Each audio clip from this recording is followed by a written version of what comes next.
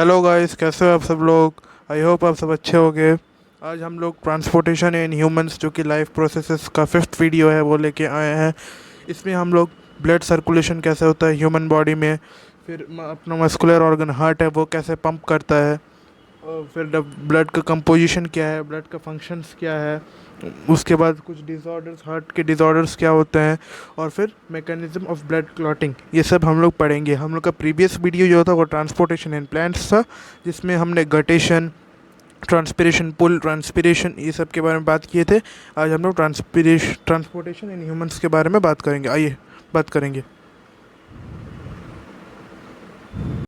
देखिएगा, transportation in humans जो topic है, इसमें जो इंट्रो ब्लड सर्कुलेशन के ऊपर हम लोग को पूरा डिस्कस करेंगे, ठीक है। आइए इंट्रोडक्शन आगे मैं आपको पढ़ के बताता हूँ क्या है इंट्रोडक्शन में, क्या दिया गया, फिर आपको इन डिटेल में पूरा बताऊँ। इंट्रोडक्शन में बोला है, we know that all living cells requires constant supply of nutrients and other essential substances. इसका मतलब यह है कि जो ह्यूमन लिविंग सेल्स है उसे कॉन्स्टेंट सप्लाई ऑफ न्यूट्रिएंट्स और अदर एसेंशियल्स ज़रूरत पड़ता है ट्रांसपोर्टेशन के दौरान। Also to remove harmful substances produced in the body got the healthy for the healthy functioning of the tissues. हाँ, सिर्फ हमें कांस्टेंट सप्लाई ऑफ ऑक्सीजन करने से नहीं होगा, इसके अलावा जो हार्मफुल गैसेस प्रोड्यूस होते हैं उसका रिमूवल भी उतना ही ज़रूरी है, ये कहा गया है। जैसे कि CO2 गैस, CO2 जो है रेस्पिरेशन के दौरान हार्मफुल गैस की तरह निकलता है ड्यूरिंग रेस्पिरेशन, इस गैस का एलिमिनेशन भी उतना ही इंपॉर्टेंट है, ये लाइन में वो कहा गया है। Most of the higher organisms including human beings uses blood as a common fluid for transporting purpose. जो कि हायर ऑर्गेनिजम्स है वो ह्यूमन बींग्स में वो ब्लड को as a fluid connective tissue use करते हैं, मीन्स फॉर ट्रांसपोर्टिंग पर्पस के लिए, ऑक्सीजन का ट्रांसपोर्टेशन के लिए मेनली वो लोग ब्लड को as a connective tissue use करते हैं फॉर ट्रांसपोर्टिंग पर्पस, ये लाइन में ये कहा गया है। PDF के सारे नोट्स यहाँ पे अवेलेबल होंगे, आप मैं अंडरलाइन करके समझा रहा हूँ, आपको PDF भी मिल जाएगा। और एक बात बता देता हूँ, हम लोग का जो ये स्लाइड है इसमें कुछ टॉपिक्स एक्स्ट्रा रहेंगे जो कि आपके बुक से थोड़ा एक्स्ट्रा रहेगा। हम लोग शुरू करेंगे फ्रॉम वेरी बेसिक, लेकिन कुछ एक्स्ट्रा रहेगा, जो रहेगा हम स्पेसिफाई कर देंगे आप लोगों को, आप उसे इग्नोर भी कर सकते हैं। ये फोर्थ पॉइंट है, another body fluid called lymph also helps in the transport of certain substances. Body fluid में लिम्फ भी रहता है, लिम्फ भी कनेक्टिव टिश्यू ब्लड ट्रांसपोर्टेशन में हेल्प करता है। लिम्फ वो एक कनेक्शन बनाता है जिससे कि ट्रांसपोर्टेशन ईजी हो।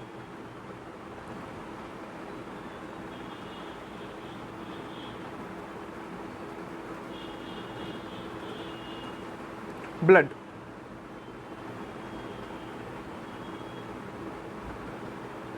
ब्लड के बारे में भी बात करते हैं। Blood is a specialised connective tissue consisting of a fluid matrix, plasma and cellular portion of formed elements. ठीक है, ब्लड एक स्पेशलाइज्ड कनेक्टिव टिश्यू है, जैसे कि मैंने कहा उसके दो पार्ट्स, एक है प्लाज्मा है, आप देख पा रहे हैं इधर प्लाज्मा, और एक है फॉर्म्ड एलिमेंट्स। प्लाज्मा जो होता है वो 55% में होता है, 55%, और जो फॉर्म्ड एलिमेंट्स है वो 45% में पाया जाता है, 45% में वो पाया जाता है। The plasma constituents approximately 55% of the blood and the formed elements constituents approximately 45% of the blood। ये आपको अंडरलाइन करके देखने में सुविधा होगा। कुछ प्लाज्मा के कंस्टिट्यूएंट्स है जैसे कि amino acids, nitrogenous waste, nutrients, electrolytes, proteins, फिर गैसियस। प्रोटीन्स में फिर सब टाइप्स है, अल्ब्यूमिन्स, फिब्रोनोजेंस, ग्लोब्यूलिन्स। जो एल्ब्यूमिन्स होते हैं ये बॉडी में ऑस्मोटिक बैलेंस मेंटेन करने का काम करते हैं। जो फिब्रिनोजेंस होते हैं वो ब्लड क्लॉटिंग फैक्टर होता है, वो जो अभी आपको कोई इंजरी होता है, चोट लगता है, तब वहाँ से ब्लीडिंग शुरू हो जाता है, और ब्लीडिंग को क्लॉटिंग करने का काम फिब्रिनोजन करता है, फिब्रिन थ्रेड्स बना के। फिर आता है ग्लोब्यूलिन। ग्लोब्यूलिन जो है वो डिफेंस मैकेनिज्म में हेल्प करता है, डिफेंस मैकेनिज्म प्रोवाइड करने में। अगर हम लोग फॉर्म्ड एलिमेंट्स की बात करेंगे जो कि 45% है, वो फिर 3 सब टाइप्स में डिवाइडेड। एक है ल्यूकोसाइट्स जिसको हम लोग WBCs कहते हैं, फिर प्लेटलेट्स जिसे थ्रोम्बोसाइट्स भी कहा जाता है, फिर एरिथ्रोसाइट्स को हम लोग RBC भी कहते हैं। फिर ल्यूकोसाइट्स 2 पार्ट्स में डिवाइडेड, एक है ग्रेन्युलोसाइट्स और एक है एग्रेन्युलोसाइट्स। ग्रेन्युलोसाइट्स वो होता है जिसके साइटोप्लाज्म में ग्रेन्यूल्स प्रेजेंट हो। ग्रेन्युलोसाइट्स हम उसे कहते हैं जिसके साइटोप्लाज्म में ग्रेन्यूल्स प्रेजेंट, उसे हम लोग ग्रेन्युलोसाइट्स कहते हैं। और एग्रेन्युलोसाइट्स वो जिसके साइटोप्लाज्म में कोई कोई ग्रैन्यूल्स प्रेजेंट ना हो। ल्यूकोसाइट्स में और एक बात इंपॉर्टेंट है, ल्यूकोसाइट्स जो WBCs होता है वहाँ पे न्यूक्लियस प्रेजेंट होता है, वेयरएज RBC जो होता है वो ए न्यूक्लिएट होता है, वहाँ पे कोई न्यूक्लियस प्रेजेंट नहीं रहता है। ये आप नोट डाउन करिएगा, इंपॉर्टेंट पॉइंट है, आपके एग्जाम्स में पूछता है। फिर ग्रैन्युलोसाइट्स 3 पार्ट्स में डिवाइडेड है, न्यूट्रोफिल, बेसोफिल और एसोनोफिल। न्यूट्रोफिल, बेसोफिल, एसोनोफिल जो है एलर्जिक रिएक्शंस में आपका हेल्प करता है। बेसोफिल जो है वो एनगल्फिंग, जो पैथोजेंस होते हैं वो एनगल्फ कर लेता है उसे, और न्यूट्रोफिल्स भी आपका इम्यूनिटी प्रोवाइड करने में हेल्प करता है। फिर लिम्फोसाइट्स जो कि 2 पार्ट में डिवाइडेड है, T lymphocytes, T lymphocytes 2 part में डिवाइडेड है।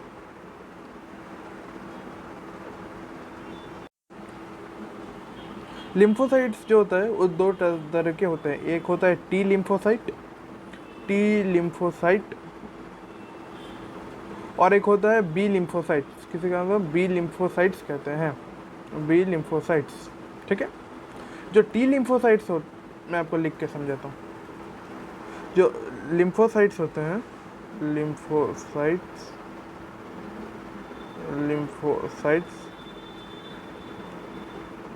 वो 2 तरह के होते हैं, क्या, बी लिम्फोसाइट,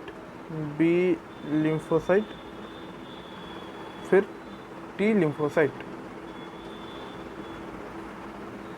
जो बी लिम्फोसाइट्स होते हैं वो बोन मैरो में सिक्रीट होता, उसका फॉर्मेशन बोन मैरो में होता है, जबकि टी लिम्फोसाइट्स होते हैं उनका फॉर्मेशन थाइमस में होता है। दोनों ही हमारे बॉडी को इम्यूनिटी प्रोवाइड करते हैं, बी लिम्फोसाइट्स और टी लिम्फोसाइट्स, ठीक है। फिर आता है मोनोसाइट्स जो होते हैं वो लार्जेस्ट ल्यूकोसाइट्स होते हैं, ठीक है। जो ल्यूकोसाइट्स है उसके लार्जेस्ट ल्यूकोसाइट्स होते हैं मोनोसाइट्स, जो कि किडनी शेप्ड होता है, और हॉर्स शू शेप या फिर किडनी शेप भी हम उसे कहते हैं, जो कि हमें इम्यूनिटी प्रोवाइड करता है और पैथोजेंस को, जो कि फैगोसिटिक इन नेचर होता है, और बैक्टीरिया पैथोजेंस को एनगल्फ कर लेता है। ये काम होता है मोनोसाइट्स का।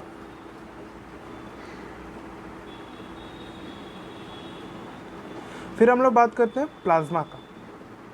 प्लाज्मा एक स्ट्रॉ कलर्ड विस्कस फ्लूइड है जो कि ब्लड मैट्रिक्स में प्रेजेंट होता है। अगर हम लोग कंपोजिशन ऑफ प्लाज्मा का कंपोजिशन के बारे में बात करते हैं तो उसमें 90 से 92% तक वाटर ही प्रेजेंट होता है, ठीक है।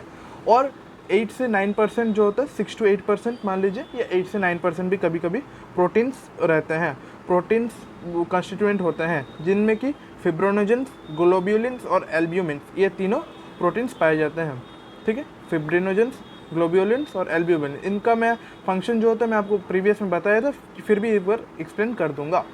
और मिनरल्स जो सोडियम आयंस प्रेजेंट होते हैं, कैल्शियम आयंस प्रेजेंट होते हैं और मैग्नीशियम आयंस भी प्रेजेंट होते हैं, ठीक है।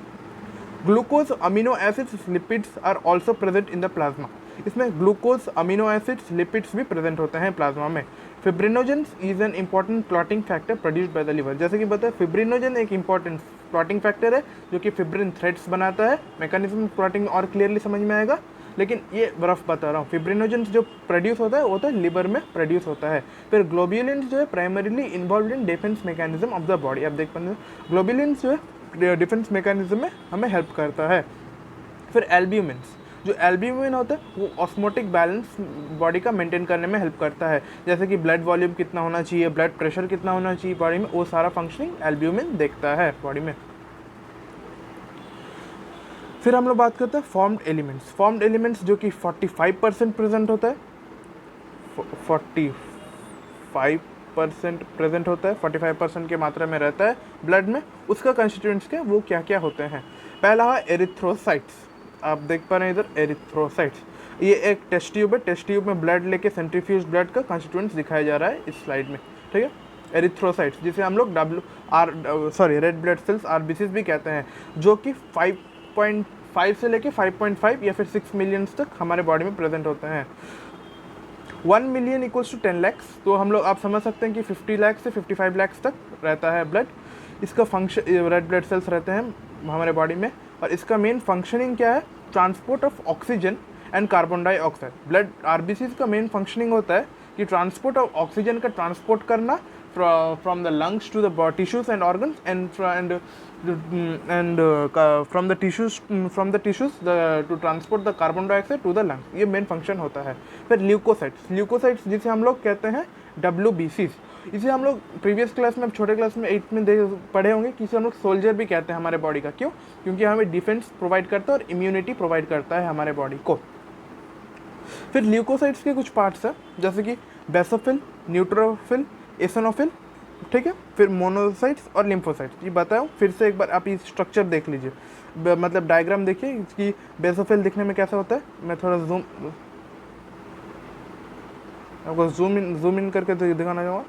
ये बेसोफिल का स्ट्रक्चर है, ये न्यूट्रोफिल का स्ट्रक्चर है, ये एसिनोफिल का डायग्राम है, ये लिम्फोसाइट्स का, लिम्फोसाइट जो कि 2 पार्ट में फिर डिवाइड होता है, टी लिम्फोसाइट, बी लिम्फोसाइट, और ये होता है मोनोसाइट्स. ठीक है. और ये प्लेटलेट्स ये प्लेटलेट्स का सेल्स है. प्लेटलेट्स असल में कोई सेल नहीं होता, उसे हम लोग सेल फ्रैगमेंट मानते हैं. ये उसका डायग्राम है जो कि 2,50,000 से लेके 4 लाख तक प्रेजेंट होता है, और इसका मेन फंक्शन होता है ब्लड क्लॉटिंग. देखिए आप डायग्राम देख सकते हैं प्लेटलेट्स का. ये प्लेटलेट्स होता है. Okay fine. फिर हम लोग बात करेंगे रेड ब्लड सेल्स या फिर एरिथ्रोसाइट्स का. Red blood cells are red in colour. Obvious सा बात है, रेड ब्लड सेल्स तो आपको पता ही होगा कि उसका कलर रेड है. ये रेड क्यों होता है? क्योंकि यहाँ पे हीमोग्लोबिन प्रेजेंट होता है.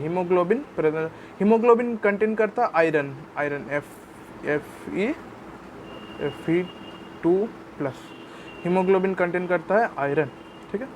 इसका शेप और स्ट्रक्चर का अगर हम लोग बात करेंगे तो in most mammals the red blood cells are biconcave in shape. ठीक है. ओके, मैं दूसरा कलर लेता हूँ, दूसरा कलर लेके आपको दिख रहा है.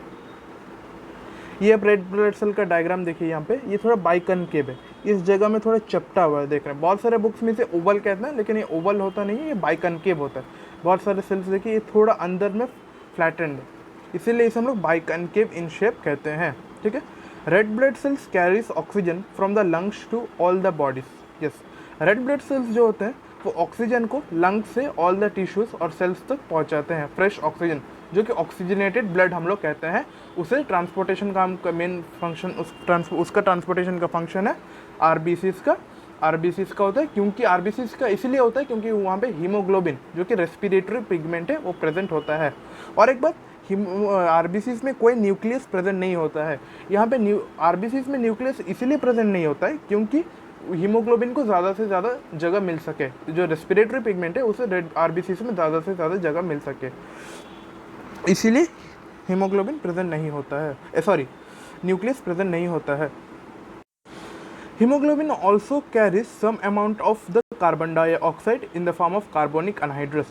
हीमोग्लोबिन जो होता है कार्बन डाइऑक्साइड का भी ट्रांसपोर्ट करता है. मेनली कार्बन डाइऑक्साइड का ट्रांसपोर्ट प्लाज्मा करता है, बट हीमोग्लोबिन भी थोड़ा बहुत कर लेता है कार्बन डाइऑक्साइड का transport in the form of carbonic anhydrous. ये आप नोट डाउन करिए, carbonic anhydrous from the body tissues to the lungs. However most of the carbon dioxide is carried by the plasma. जैसे कि मैंने आपको बताया, in the dissolve state maximum carbon dioxide जो है प्लाज्मा ट्रैवल कराता है इन द डिजॉल्व स्टेट, लेकिन थोड़ा बहुत हीमोग्लोबिन भी कराता है. आपको और एक बात मैं समझाना चाहता हूँ कि ये कुछ एक्स्ट्रा इन्फॉर्मेशन जो मैं दे रहा हूँ. हीमोग्लोबिन जो है ब्लड में कितना % रहता है या फिर कितना ग्राम्स प्रेजेंट होता है. अगर हम लोग ऐसे बात करें, अगर हम लोग 100 ग्राम्स ब्लड का बात करते हैं, अगर 100 ग्राम्स हम लोग ब्लड की बात करेंगे तो हीमोग्लोबिन वहाँ पे 12 to 16 ग्राम्स प्रेजेंट होता है. या फिर अगर हम 100% की बात करेंगे तो 12 to 16% जो होता है हीमोग्लोबिन प्रेजेंट रहता है आरबीसीज में. ठीक है. आरबीसीज में, एरिथ्रोसाइट्स में 12 to 16% जो होता है हीमोग्लोबिन प्रेजेंट रहता है. ये आप नोट डाउन कर सकते हैं.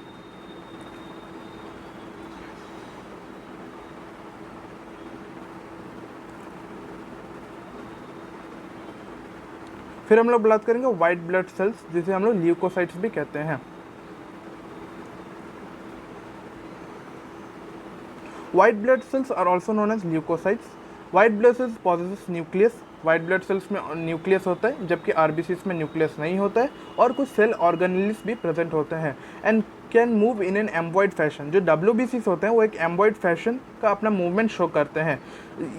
इसी मूवमेंट की एबिलिटी के कारण वो लोग कैपिलरीज के अंदर स्क्वीज कर लेते हैं। यहाँ पे लिखा गया स्क्वीज मतलब वो अपने आप को, अपने बॉडी को चेंजेस कर लेते हैं। अगर कैपिलरीज का वॉल बहुत पतला है तो वो उसी पतले वॉल के अंदर से ट्रैवल करने का कोशिश कर लेते हैं अपने आप को स्क्वीज करके, ठीक है।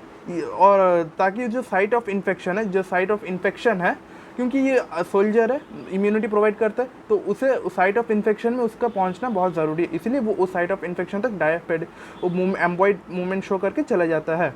इस मूवमेंट को हम लोग, इस जो एम्बॉइड फैशन में मूवमेंट करता है, उस मूवमेंट को हम लोग डायापेडेसिस कहते हैं। ये अब थोड़ा एक्स्ट्रा है, आप चाहे तो ये पढ़ सकते हैं या फिर इग्नोर भी कर सकते हैं। डायापेडेसिस मूवमेंट वो शो करता है, ठीक है। ये फंक्शंस के बारे में बात करेंगे कि व्हाइट ब्लड सेल्स का आखिर फंक्शन क्या होता है। The functions of the WBCs to fight infections and protect us from diseases, ठीक है। WBCs का फंक्शन होता है कि इन्फेक्शन से फाइट करे और हमारे बॉडी को प्रोटेक्ट करे डिजीजेस से, like bacterial attack, pathogenal attack, viral attack से हमें प्रोटेक्ट करे। WBCs also makes chemicals known as antibodies to fight against infections। Means WBCs जो होते हैं हमारे बॉडी में केमिकल्स बनाते हैं जिसे हम लोग एंटीबॉडीज़ कहते हैं। एंटीबॉडीज़ वो बनाता है जिससे कि वो इन्फेक्शन से फाइट कर सके। WBCs are also called as soldier of the body, जैसे कि मैंने आपको बताया, फर्स्ट स्लाइड से बताते आ रहा हूँ, which protects from diseases causing germs and pathogens and bacteria. I hope आपको ये अच्छे से समझ में आ गया होगा इतना तक। अभी हम लोग नेक्स्ट स्लाइड में जाते हैं। अगर हम लोग फ्लो चार्ट के बारे में बात करें, जो WBCs का फ्लो चार्ट होता है, ये आप देखिए WBCs का जो डायग्राम देख पा रहे हैं, WBCs दिखने में ऐसे होते हैं। रेड ब्लड सेल्स भी आपको मैं दिखाया डायग्राम में, ये होता है WBCs जो कि ओवल इन शेप है, ठीक है। और जो ग्रैन्युलोसाइट्स होते हैं उनमें साइटोप्लाज्म में ग्रैन्यूल्स भी प्रेजेंट होते हैं। ये आप WBC का स्ट्रक्चर देख पाएंगे। अगर आप जूम इन चाहते हैं तो मैं थोड़ा जूम इन करके दिखा देता हूँ। ये होता है WBCs का स्ट्रक्चर, और डायग्राम भी मान सकते हैं। चलिए अभी हम लोग फ्लो चार्ट के बारे में डिस्कस करेंगे और कौन सा कितना परसेंटेज में रहता है वो वाला भी हमको इन डिटेल बताएंगे। अगेन बोल रहा हूँ, आप WBCs जानने से होगा, लेकिन ये जो आप इन डिटेल में अभी जो बताऊंगा ये एक्स्ट्रा है। आप चाहे तो इसे इग्नोर कर सकते हैं और जो इसे सुनना चाहता है वो सुन भी सकते हैं, कोई दिक्कत नहीं। देखिए WBCs मेनली दो पार्ट में डिवाइडेड है, एक है ग्रैन्युलोसाइट्स, ओके। जो ग्रैन्युलोसाइट्स है, ग्रैन्युलोसाइट्स में साइटोप्लाज्म में ग्रैन्यूल्स प्रेजेंट होता है, जबकि एग्रैन्युलोसाइट्स के साइटोप्लाज्म में कोई ग्रैन्यूल्स प्रेजेंट नहीं होता है। ग्रैन्युलोसाइट्स डिवाइडेड है न्यूट्रोफिल, एसिनोफिल, बेसोफिल में, ठीक है।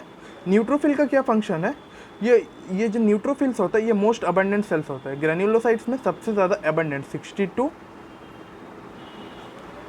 65% तक प्रेजेंट होता है न्यूट्रोफिल्स, ठीक है। ये ऑफ टोटल WBC जितना अब WBCs प्रेजेंट होते हैं उसका 60 to 65% ये प्रेजेंट होते हैं। ये जो कि फैगोसिटिक इन नेचर होते हैं, ठीक है। ये जो बैक्टीरियल डिजीजेज होते हैं, बैक्टीरिया होता है उसे वो डायरेक्ट एनगल्फ कर लेता है, वो एनगल्फ करने का कैपेसिटी रखता है, इसीलिए हम लोग इसे फैगोसिटिक इन नेचर कहते हैं। और जो इसोनोफिल है, इसोनोफिल का परसेंटेज होता है 2 to 3% of the total, 2 to 3%। जगह नहीं है इसलिए मैं इधर लिख रहा हूँ, नहीं तो ये एसिनोफिल का ही है। 2 to 3% ये प्रेजेंट होता है। इसिनोफिल जो होता है, मैं फ्लड स्लाइड, एसिनोफिल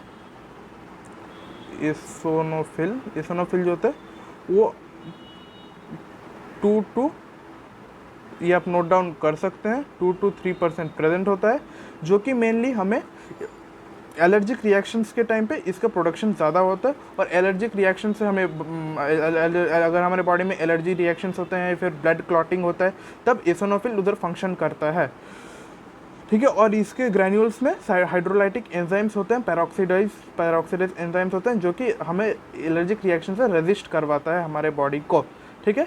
ये इनडायरेक्टली आप बोल सकते हैं कि ये डायरेक्टली इम्यूनिटी भी प्रोवाइड करता है हमारे बॉडी को। और ये सिमिलरली अगर बात करें तो लाइसोसोम्स के जैसे भी ये वर्क करता है।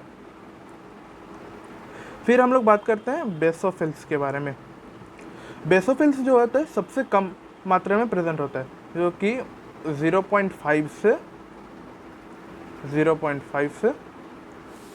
1% तक रहता है, 1% तक रहता है ऑफ टोटल आरबीसी में, ठीक है।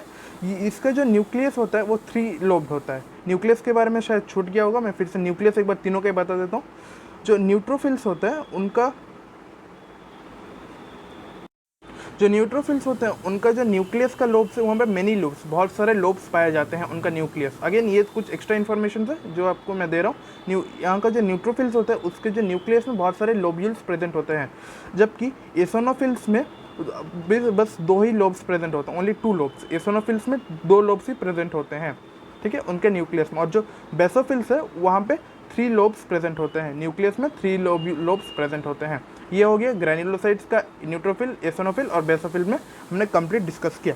अभी हम लोग बात करेंगे एग्रैन्युलोसाइट्स। एग्रैन्युलोसाइट्स में लिम्फोसाइट्स और मोनोसाइट्स के बारे में। लिम्फोसाइट्स अगेन 2 पार्ट में डिवाइडेड है, टी लिम्फोसाइट्स और B lymphocyte. T lymphocytes thymus में होता है और बी लिम्फोसाइट्स बोन मैरो में उसका फॉर्मेशन होता है और दोनों इम्यूनिटी प्रोवाइड करता है। मोनोसाइट्स का भी सेम फंक्शन है इम्यूनिटी प्रोवाइड करने में। आई होप आप इससे कंप्लीट WBC का आप समझ चुके होंगे सब कुछ। फिर हम लोग बात करेंगे ब्लड प्लेटलेट्स, जिसे हम लोग थ्रोम्बोसाइट्स भी कहते हैं। Blood platelets are the smallest of formed elements. जो जितने 45% हमने फॉर्म्ड एलिमेंट्स का बात किया था उसमें से सबसे छोटा मात्रा में रहता है ब्लड प्लेटलेट्स, ठीक है। प्लेटलेट्स आर सेल्फ फ्रैगमेंट्स और रादर देन ट्रू सेल्स। जो प्लेटलेट्स होता है उसे हम लोग ट्रू सेल्स नहीं मानते, बल्कि सेल के फ्रैगमेंट मीन्स सेल का पार्ट मानते हैं, उसे हम लोग सेल फ्रैगमेंट मानते हैं। आप भी इसे सेल मत मानिएगा, प्लेटलेट्स को सेल फ्रैगमेंट हम लोग कहते हैं। दे आर राउंड और ओवल शेप, जो ये राउंड और ओवल शेप के होते हैं। They also lack nuclear and few cell organs. इनमें भी न्यूक्लियस नहीं होता, जैसे कि आरबीसीज में न्यूक्लियस नहीं होता है उसी तरह प्लेटलेट्स में भी कोई न्यूक्लियस नहीं होता है। यहाँ पे देख पाए दे ऑल्सो लैक न्यूक्लियर लिखा गया है। Platelets are produced from a special cells called megakaryocytes. जो प्लेटलेट्स किससे प्रोड्यूस होते हैं, कहाँ पे प्रोड्यूस होता है? प्लेटलेट्स एक स्पेशलाइज्ड सेल होता है हमारे बॉडी में जिसे हम मेगाकैरियोसाइट्स कहते हैं। मेगाकैरियोसाइट्स, इसे आप नोट डाउन करिएगा। इस मेगाकैरियोसाइट्स से प्लेटलेट्स प्रोड्यूस होते हैं, ठीक है। प्लेटलेट्स का क्या फंक्शन है? They play an important role in the blood clotting. क्या प्लेटलेट्स क्या करते हैं? बहुत ही इंपॉर्टेंट रोल प्ले करते हैं ब्लड क्लॉटिंग में। Platelets can release a variety of substances. Platelets जो होते हैं वैरायटी ऑफ सब्सटेंसेस रिलीज करते हैं, जैसे कि वो मैकेनिज्म ऑफ क्लॉटिंग में क्या क्या रिलीज होता है, क्या वैरायटी ऑफ सब्सटेंस पूरा बताऊंगा, आप उसे नोट डाउन करेंगे फिर पढ़ लेंगे। Platelets play an important blood clotting. Platelets can release a variety of substance most of which are involve in coagulation. Coagulation means blood को रोक के रखना, ब्लड को इकट्ठा बांधे रखना, कोगुलेट करना, उसे हम लोग कोगुलेशन कहते हैं, ठीक है। वो प्लेटलेट्स वो सारा काम संभालता है। अगर प्लेटलेट्स की कमी होगी तो ब्लड क्लॉटिंग नहीं होगा और इंजरी फिर ट्रॉमा के टाइम कंटिन्यूस ब्लड लॉस होगा और ब्लीडिंग होगा। इसीलिए बॉडी में प्लेटलेट्स काउंट होना बहुत ही ज़रूरी है। Reduction in the number of platelet is called thrombocytopenia. ये एक डिजीज़ है।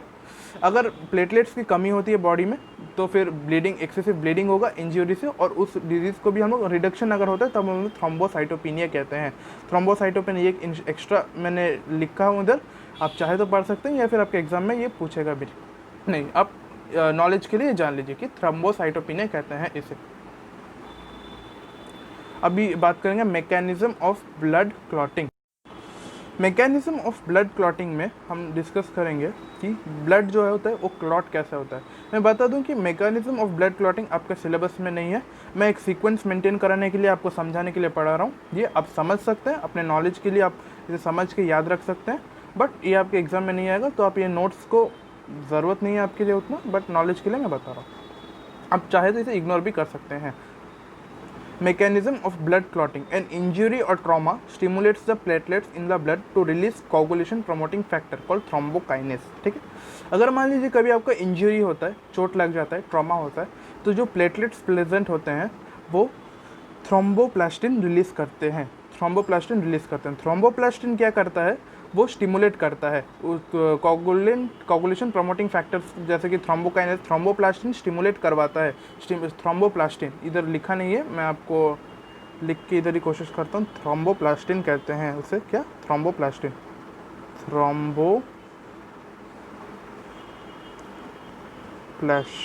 ठीक है, थ्रोम्बोप्लास्टिन। अगर कोई भी इंजरी होता है तब प्लेटलेट्स किसे स्टिमुलेट करते हैं? थ्रोम्बोप्लास्टिन को। फिर थ्रोम्बोप्लास्टिन क्या करता है? कोगुलेटिंग प्रमोटिंग फैक्टर्स, जो कि थ्रोम्बोकाइनेज है, उसे स्टिमुलेट करवाता है, उसका फॉर्मेशन करवाता है। थ्रोम्बोकाइनेज का फॉर्मेशन होने के बाद फिर थ्रोम्बोकाइनेज क्या करता है?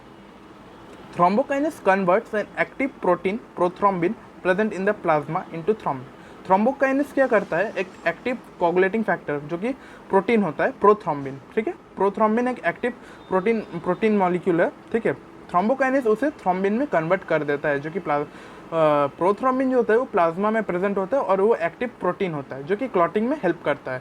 थ्रोम्बोप्लास्टिन थ्रोम्बोकाइनेस बनाता है। थ्रोम्बोकाइनेस क्या करता है, प्रोथ्रोम्बिन जो कि प्लाज्मा में प्रेजेंट होता है, एक प्रोटीन है, उसे थ्रोम्बिन में कन्वर्ट कर देता है। देखिए आप इधर इक्वेशन देख पा रहे हैं, प्रोथ्रोम्बिन कैल्शियम आयंस का प्रेजेंस में थ्रोम्बोकाइनेस जो है प्रोथ्रोम्बिन बना रहा है, ये है उसी का इक्वेशन, ठीक है। ये आप इक्वेशन देखिए, मैं इधर दाग रहा हूँ ये इक्वेशन। फिर जब थ्रोम्बिन बन जाता है, आपको पता होगा फिब्रिनोजेंस जो कि प्लाज्मा का पार्ट है, मैं आपको आगे ही बताया था। फिब्रिनोजेंस क्या करता है, फिब्रिनोजेंस फिब्रिन बना लेता है। थ्रोम्बिन कैल्शियम आयंस का, और जो थ्रोम्बिन बन जाता है, कैल्शियम आयंस और थ्रोम्बिन मिलके फिब्रिन बनाते हैं। ये देखिए फिब्रिनोजेंस टू फिब्रिन, फिब्रिनोजेंस से फिब्रिन बनता है। कैल्शियम आयंस और प्रोथ्रोम्बिन मिलके फिब्रिन बनाते हैं। फिब्रिन्स होता है एक थ्रेड लाइक स्ट्रक्चर। ओके, आपको मैं डायग्राम को थोड़ा बड़ा करके दिखाने की कोशिश करूँगा।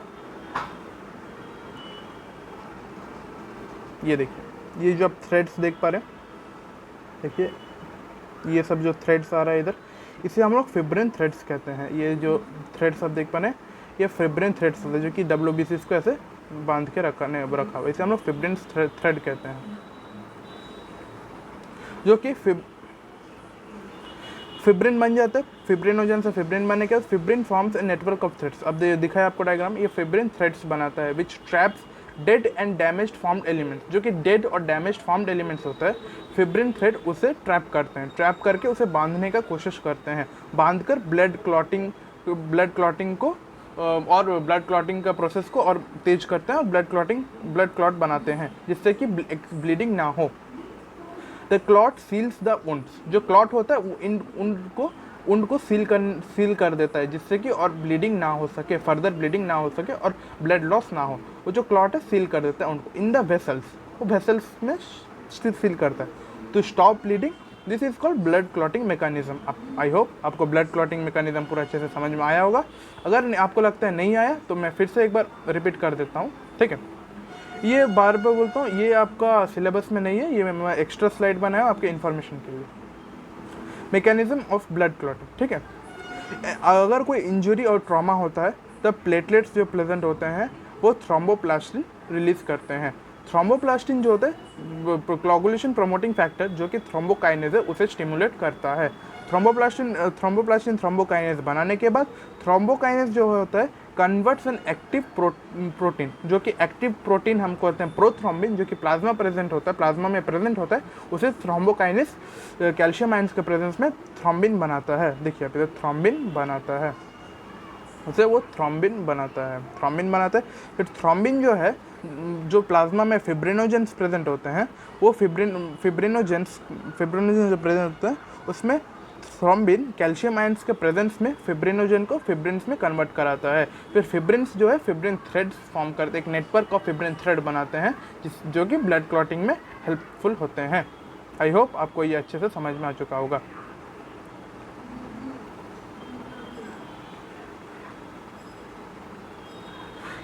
फिर हम लोग बात करेंगे फंक्शन ऑफ ब्लड, कि ब्लड का फंक्शन क्या है। हमने ब्लड के बारे में तो सारा स्टडी कर लिया, अब हम बात करेंगे ब्लड का क्या फंक्शन होता है हमारे ह्यूमन बॉडी में, ठीक है। तो मेरे पॉइंट्स ये आपके लिए बहुत ही इंपॉर्टेंट है, ये स्लाइड आप ये पॉइंट्स को मेमोराइज करिएगा, नोट डाउन करिएगा, क्योंकि फंक्शन ऑफ ब्लड बहुत बार पूछा जाता है एग्जाम में।